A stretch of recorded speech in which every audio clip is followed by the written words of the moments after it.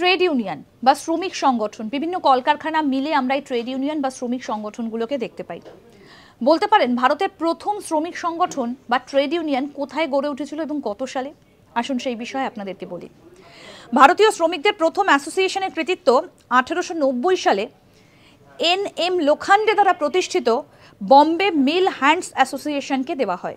কারণ কি না, এই যে কারখানাটা অর্থাৎ 1881 সালে ব্রিটিশ সরকার কর্তৃক প্রথম এই কারখানা আইন পাশের পর গড়ে উঠেছিল।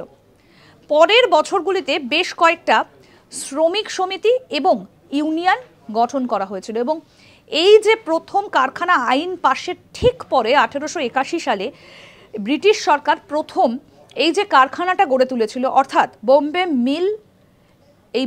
মিলে গড়ে ওঠা যে শ্রমিকদের প্রথম সংগঠন, অর্থাৎ 1890 সালে NM লোখান্ডে তিনি এখানে বোম্বে মিল হ্যান্ডস অ্যাসোসিয়েশন গড়ে তুলেছিলেন। আর এটাকেই ভারতবর্ষের প্রথম ট্রেড ইউনিয়ন হিসেবে দেখা হয়। দেখতে থাকুন আজ তাক বাংলার ইউটিউব চ্যানেল, সাবস্ক্রাইব করুন।